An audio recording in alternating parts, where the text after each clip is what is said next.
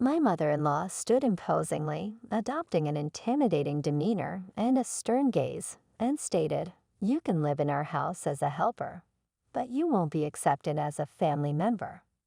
My husband and my sister-in-law said nothing about her attitude. Instead, they simply watched with smiles on their faces. They had used the company's funds to move into a luxury condo.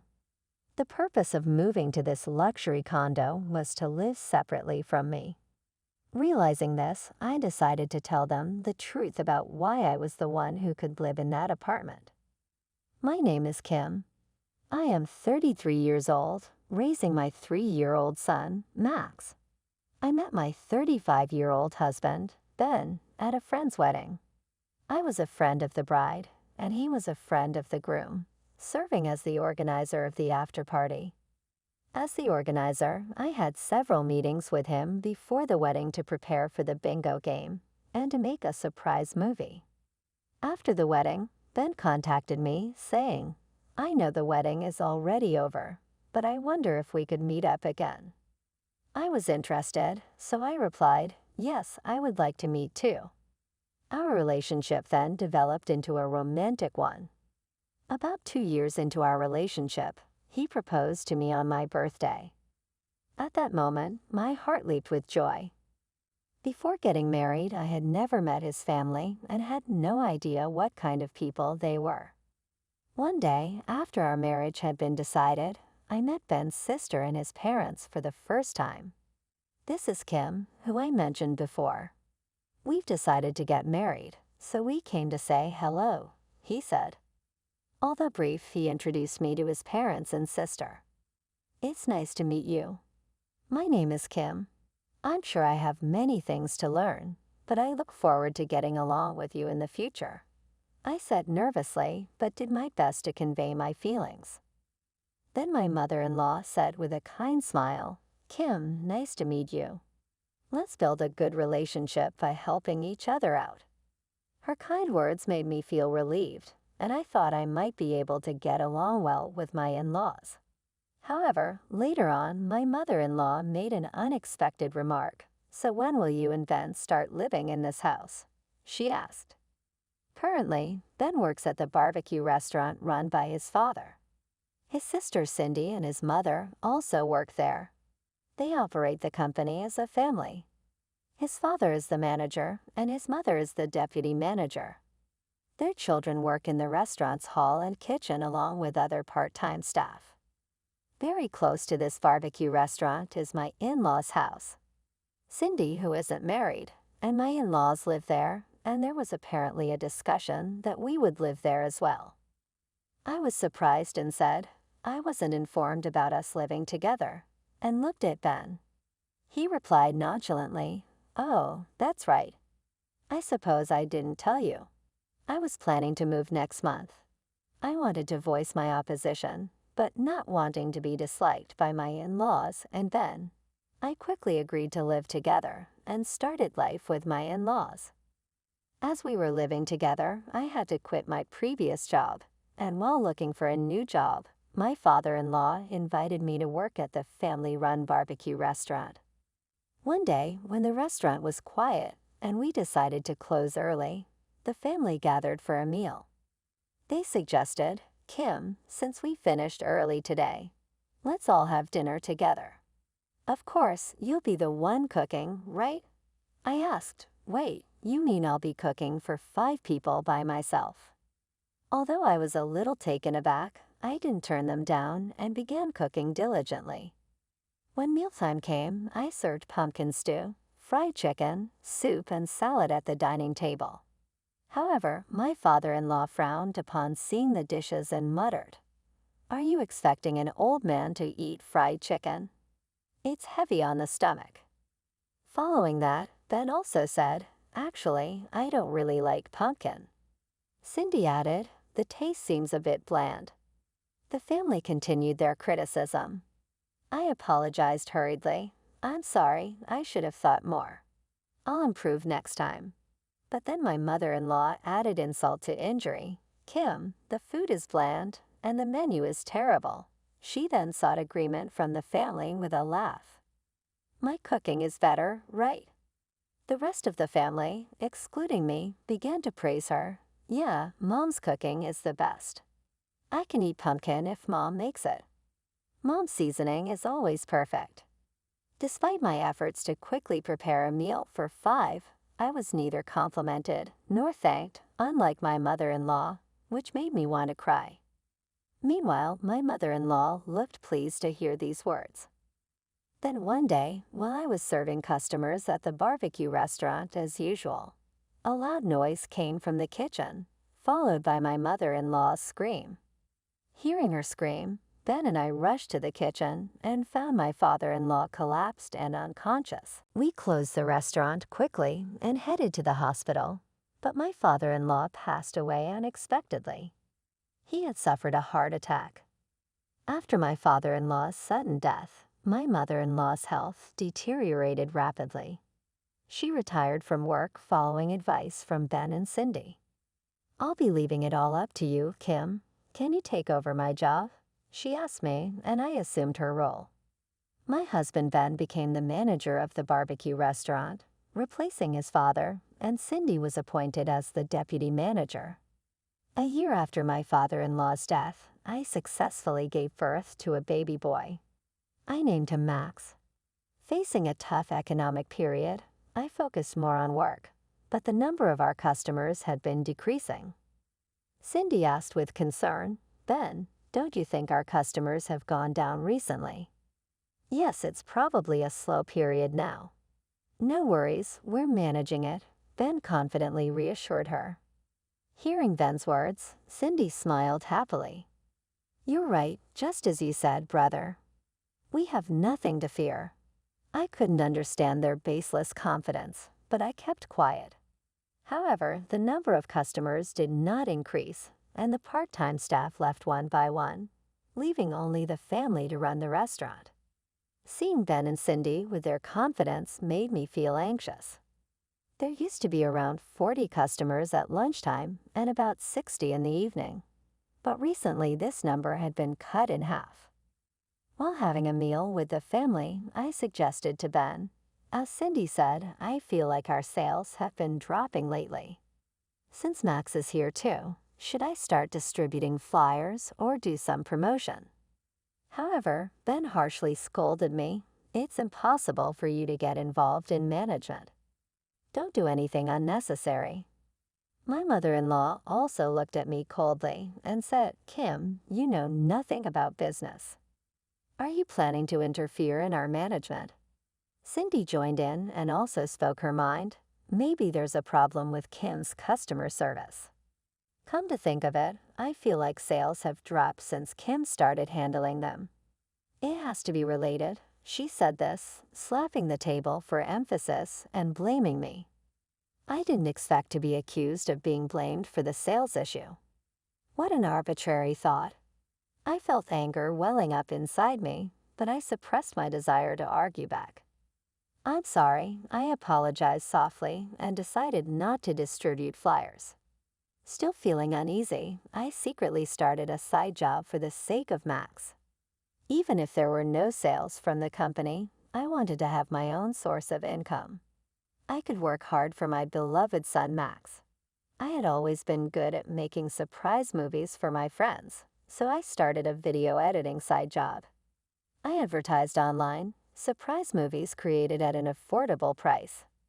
After a while, I received my first job request. I was happy to be asked, and I found the video editing work enjoyable and productive. With each completed project, the work requests kept increasing. I started handling a wide range of genres, not just surprise movies, but also YouTube editing and short clip editing. Since it was a field I originally loved, I didn't feel that it was hard and instead felt fulfilled to be earning an income. Then one day, my mother-in-law spoke to me. "Kim, I heard you've been doing a side job recently." Such an optimistic daughter-in-law. "Do what you want, but don't slack off on the barbecue restaurant's work," she said sarcastically. "I wouldn't do that. Of course I will do my main job properly," I replied. My mother-in-law left with a dissatisfied humph. On another day, she said, "We have something to do, so we'll be out. Kim, please prepare dinner," and left with Ben and Cindy. That day was extremely hot, and I was alone with my son Max, so I planned to let him play in the pool after preparing dinner. I set up the pool, filled it with water, and played with Max. When a package came, I hurriedly picked up Max to go and get it. During that time, my mother-in-law and the others returned. "Kim, that package is mine." "Give it to me right now," she said forcefully, taking the package from my hands. Then she handed me a piece of paper. "Here, this is the receipt." It seemed she was making personal purchases and accounting for them as business expenses despite the tough business situation. Cindy entered the house saying, "Aw, what a feast. I can't eat any more." Apparently, they had gone out to eat. "Wait, didn't you ask me to prepare dinner?" I asked my mother-in-law. She replied, "What are you talking about? I meant that we were going to eat out. I meant you should prepare your own portion." "Oh, what did you prepare for everyone?" "How foolish. And here, this is a receipt. Make sure to record it as an expense." My mother-in-law said this condescendingly, laughing as she handed me the receipt. It seemed they had used company expenses for their meal out. I felt angry thinking, how could this be after I prepared everything? But then I reconsidered. Indeed, I had been told to prepare dinner, but they never specifically said it was for everyone, so I decided to suppress my anger. After a while, Ben and Cindy were sitting on the sofa in the living room passionately discussing their future plans. Suddenly, a scream came from the balcony. "Ah, what is this?" It was my mother-in-law's voice. We rushed to the balcony and found her soaked, having fallen into the pool. I barely managed to hold back my laughter. However, Ben and Cindy were clearly worried. "Are you okay, Mom? What happened?" "Oh, I didn't expect there to be a pool here. I tripped over the hose when I was going out to the balcony." She seemed shocked and in pain. At that moment, Ben and Cindy glared at me, scolding, "Kim, why didn't you clean up the pool? Leaving it like that is dangerous." "My back hurts. I might catch a cold," my mother-in-law said, still shaken. "Kim, you are the worst." She expressed her anger, and I was blamed by everyone around me. Flustered, I explained, "I'm sorry. I was letting Max play in the pool, and then the delivery arrived, and after that, you all came back." But no one seemed to listen or pay attention to my explanation. Later, my mother-in-law said she had an important discussion and gathered everyone at the dining table. With a serious expression, she said, "I've thought things through after today's incident. I'm scared to live in the same house as Kim." She said this dramatically with tears in her eyes, looking down. Surprised, I exclaimed, "Scared of what?" "I think today's incident was a trap set by Kim intentionally, and she's always harsh towards me. I can't stay with Kim any longer, so I'm leaving this place," she declared. Following this, Cindy added, "Then I'll go too. I can't leave Mom alone," and put her hand on my mother-in-law's shoulder. Confused, I felt relieved inside, thinking that finally, life with just Ben, Max, and me would begin. However, Ben made a shocking statement. "Then I'll go too. I'll live with Mom and Cindy," he declared. "Wait, what about our son? Why are you doing this?" I was surprised and grabbed his arm, but he shook me off forcefully, blaming me. "It's because you cause problems. Mama's in trouble. From now on, we'll live as a family of 3. You stay with Max. I'll come to visit him," he said. My mother-in-law, with tears in her eyes, said, "I didn't know my son and daughter were so kind," and hugged them both. She then turned to me with a mocking smile. Her true intentions became clear, and my anger only grew. During my absence, it seemed that the family's discussion continued. I heard that my mother-in-law, who doesn't understand business or money matters, used the company's funds to contract a luxury condo. I wondered why a luxury condo when sales are falling, But since I was already separated from them, I said nothing. It was no longer my concern. 2 weeks after they moved into the luxury condo, I heard that the shop's food supplies were mistakenly delivered to their house, so I went to pick them up. Now that you're here, why don't you take a look at our new home? It's really wonderful. My mother-in-law invited me in. I toured the condo.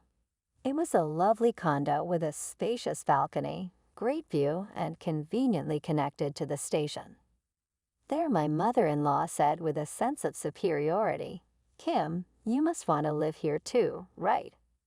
If it's as a helper, I don't mind letting you stay." Ben and Cindy didn't say anything, but just laughed and looked at me. My patience had reached its limit. It was a joke. I couldn't live with these people anymore. My mother-in-law's remark was the final straw. "Don't worry, I have decided to get a divorce," I declared to her. She was shocked. What are you talking about?" Ben and Cindy rushed over. Ben exclaimed in dismay, "Kim is saying she wants a divorce." "What's this about?" My mother-in-law was confused. "Why a divorce?" Ben replied, "What do you mean? Of course, I love my mom." I was astonished by his response.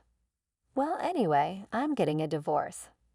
"Oh, and just to let you know about Ben and Cindy's salaries," I said indifferently. "Ben earns $400 a month while Cindy gets $300. Ben, Cindy, and my mother-in-law were shocked and trembled in surprise. "That can't be. It must be a mistake," my mother-in-law denied vehemently. I calmly explained, showing them the sales records and their salary details. "You realize that the number of customers has decreased significantly recently, right? There were months with hardly any customers at all. Did you still think you were earning enough like when your father was here?" I asked with a smile. "But we can still pay the rent for this luxury condo," my mother-in-law exclaimed angrily. "No, you think you have that money because I was putting the income from my side job into the company. It has nothing to do with your management," I replied. I had achieved great success with my video editing side job and had been paying the $88,000 rent for the luxury condo with that income. My mother-in-law's eyes teared up. Only $700 a month with the both of them. She was truly shocked. I was curious why sales had dropped so much and did some research. I showed them my smartphone screen, which displayed negative reviews of the barbecue restaurant run by Ben and Cindy. "The meat at this barbecue restaurant is bad and tough. The glasses are dirty. Are they even washed properly? You can constantly hear talking from the kitchen. It's uncomfortable. I'm concerned about the manager's appearance and the smell of cigars. The hall staff's hygiene is poor." The reviews were accompanied by photos spreading on Twitter, Instagram, and TikTok. "Cindy, as a hall staff member, your long nails are a problem and your cleaning is too sloppy. Such carelessness, coupled with your clinginess to family and being mean to your brother's wife, makes you unattractive. Is that why you're unmarried? It suits you to be alone." I pointed out things directly to my sister-in-law. Cindy trembled with anger and glared at me. Then she started complaining to Ben. "It's all your fault, Ben. I told you not to change the meat types. That's why everyone is complaining about it being tough." Ben didn't stay quiet either, and the two of them started arguing loudly. My mother-in-law tried to calm them down, but they began to vent their frustrations on each other. "I won't be involved with you anymore. I also have no intention of giving you any of the money I earned.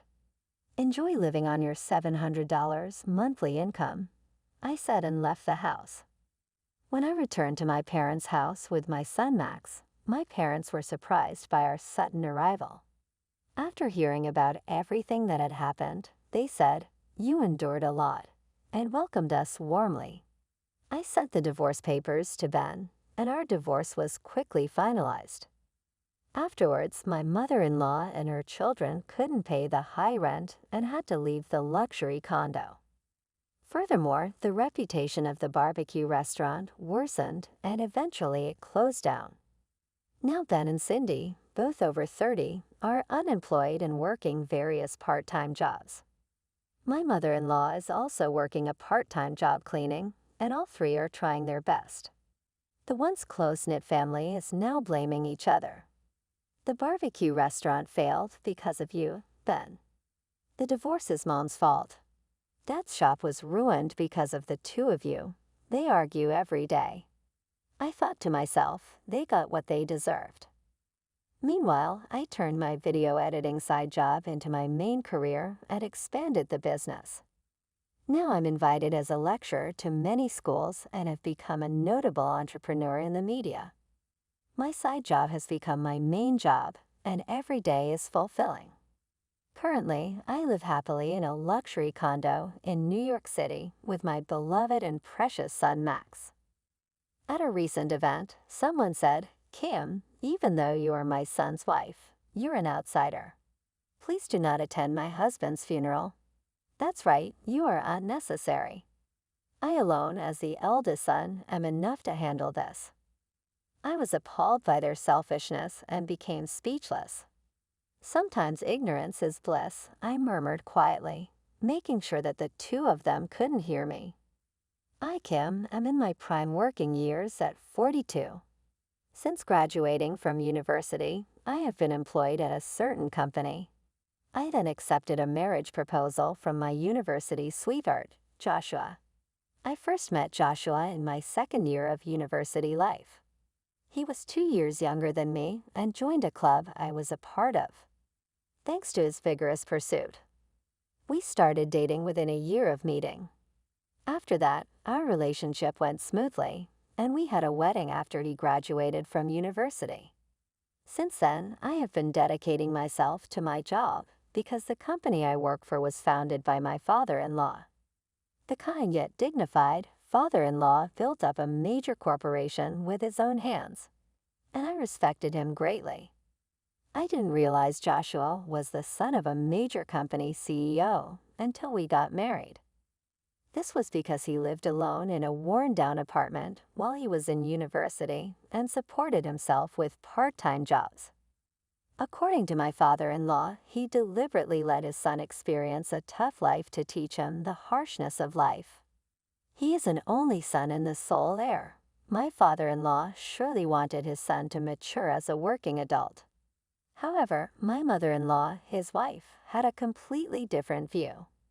"Kim, it's clear that you want to be acknowledged by my husband, neglecting household duties for work," she said. "I have no such intention. I manage both work and home affairs well.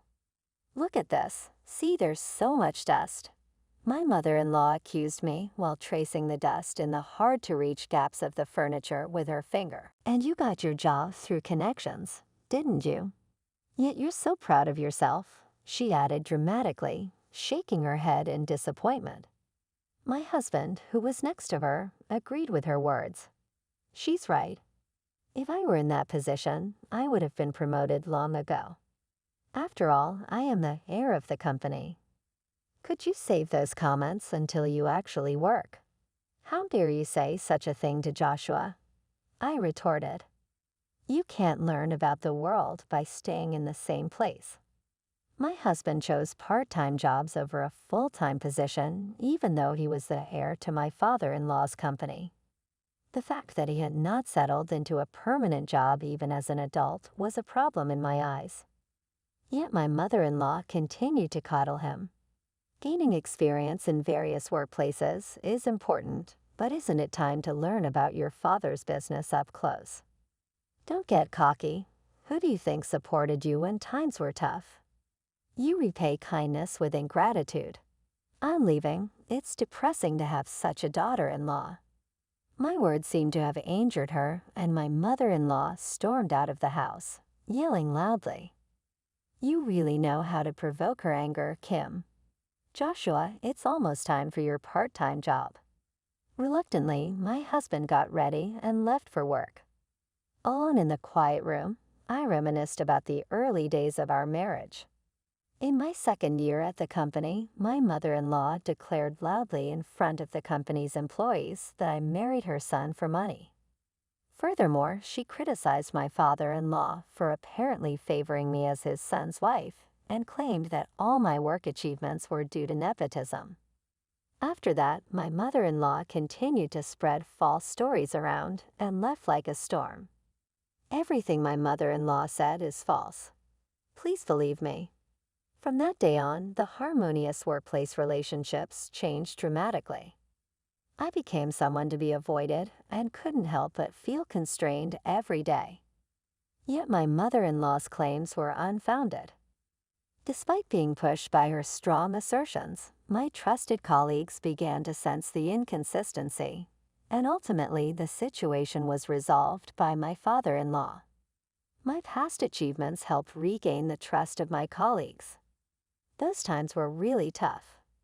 Lately, maybe because of my age, I started talking to myself more often.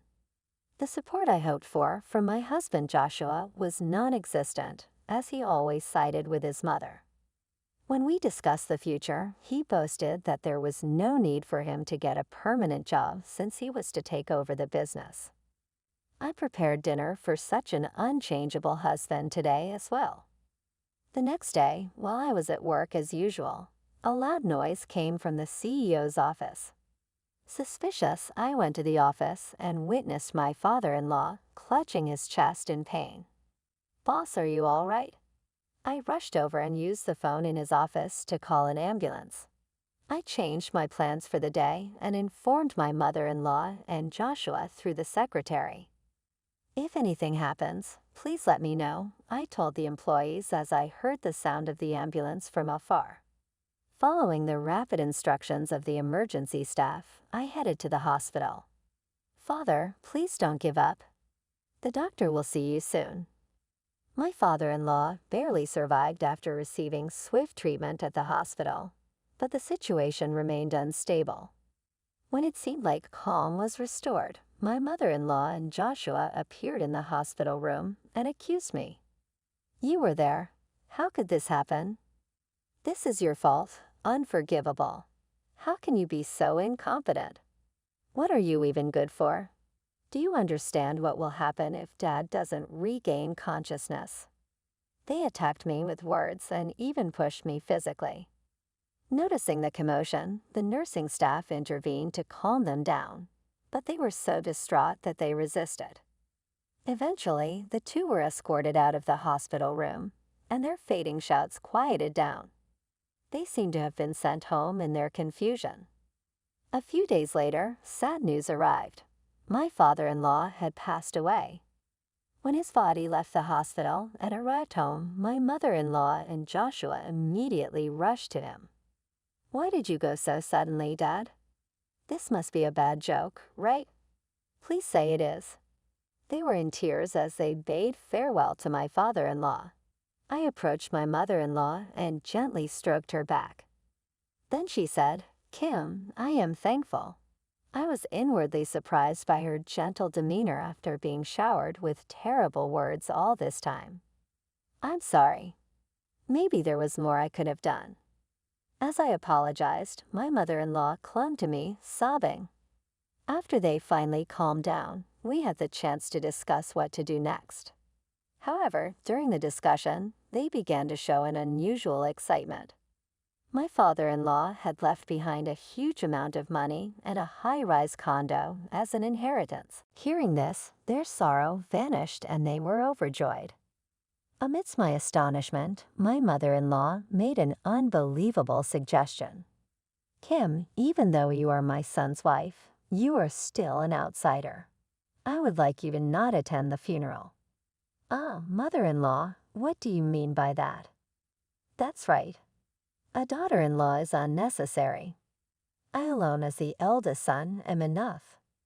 "Joshua, why are you also saying such things?" I asked, dumbfounded, but they were already advancing their discussion. "Perhaps it's time for you two to separate.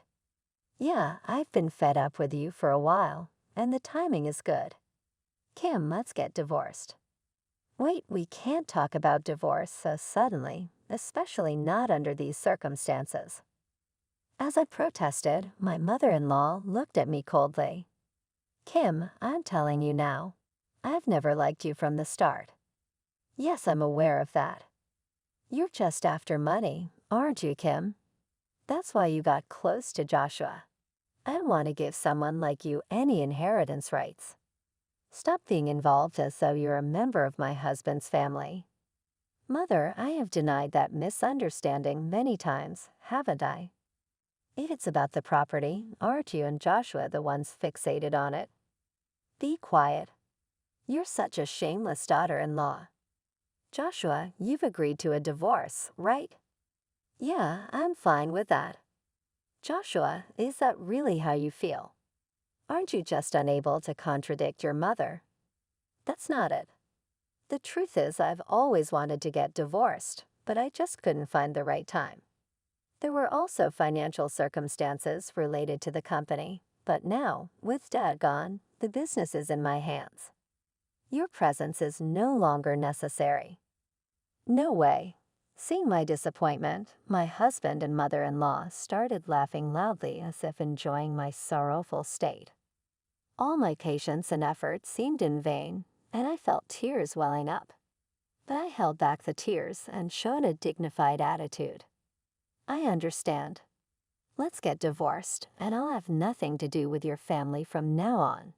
I won't ask for anything from you. Oh, you're more understanding than I thought. Really, that's great. Ignoring my emotions, my husband and mother-in-law showed their happiness right before me. Sometimes ignoring is less, I muttered to myself, hitting them, making sure they couldn't hear me. 2 days later, my former father-in-law's funeral was held. According to the secretary who attended the wake, while the attendees expressed their condolences, only my ex-husband and former mother-in-law seemed somewhat unsettled. Their inappropriate behavior didn't seem to garner any sympathetic reactions from those around them. I heard the details of the funeral from the secretary and rushed to the venue. Upon arrival, my ex-husband and former mother-in-law were greeting the visitors. Their smiles confused many people as they seemed out of place at a funeral of their own family member.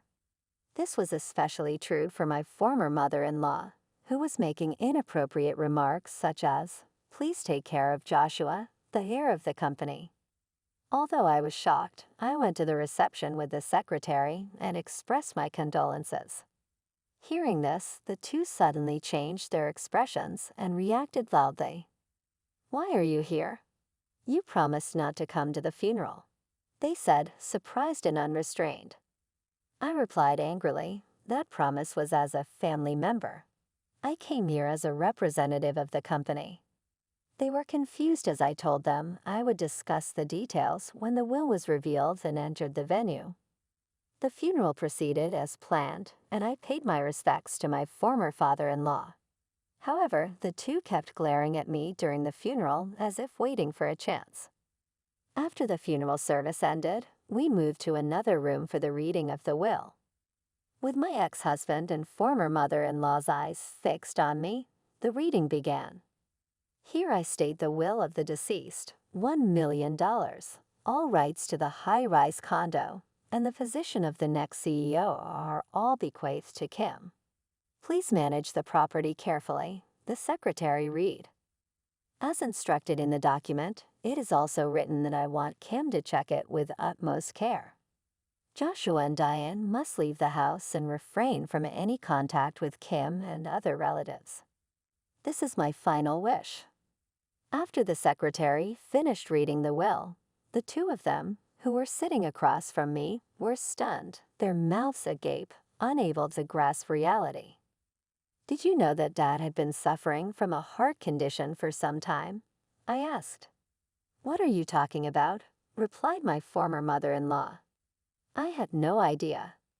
Is that so? His medication had increased recently. The secretary and I knew, so we advised him not to overdo it. Don't lie, even if that's true, it's irrelevant to you. Obviously, my son here is the next CEO. My former mother-in-law retorted. Furthermore, it's unacceptable that the secretary is the one announcing the will. Although his face was pale, I noticed my ex-husband, sitting next to my former mother-in-law, nodded in agreement as she continued to argue. It is relevant, actually. Dad had prepared for unexpected events and made an official will. This can be viewed by the stakeholders to prevent any wrongdoing. It is more appropriate for the secretary, who was trusted and appointed by him, to read it as advised by the town hall. What is this official thing? It's a will that's managed properly at the public notary's office, I explained. Apparently, the two were unaware of the various types of wills. A normal will requires a time-consuming disclosure process at the family court, but my former father-in-law must have been concerned about the impetuous nature of my former husband and mother-in-law. A notarized will, which he submitted to the notary's office while he was alive, does not require judicial probate, and its effects are immediate. You keep lying. You approached us for the inheritance, didn't you? I will invalidate such a will that's full of lies. Now leave, my former mother-in-law shouted. Despite my exasperation at their constant attempts to exclude me, I chose my words carefully. I'm telling you, there was a witness. And where is this witness? He's right here, I said, pointing out the secretary to my uncomprehending former mother-in-law. His testimony matches the will, and I have been named the next CEO, not Joshua. What are you saying? My former mother-in-law, still unwilling to accept it, tried to lash out at me, but the secretary stopped her.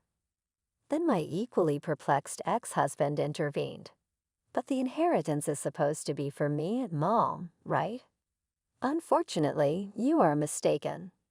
The high-rise condo was purchased as company housing to help employees work efficiently without financial difficulties. As arranged by Dad, the $1 million of his private wealth is intended to be a fund to support employees in case of future need. I am the one entrusted with managing these as the next CEO. This is all clearly stated in the document he signed and entrusted to the secretary. No way. My ex collapsed onto the spot, crestfallen. My former mother-in-law lost her momentum and stiffened. Since it's a notarized will, Diane, no matter how much you deny it, it cannot be changed. If it's hard to believe, you can verify it at the city hall. I can't believe this, and why do we have to leave the house? My former mother-in-law demanded.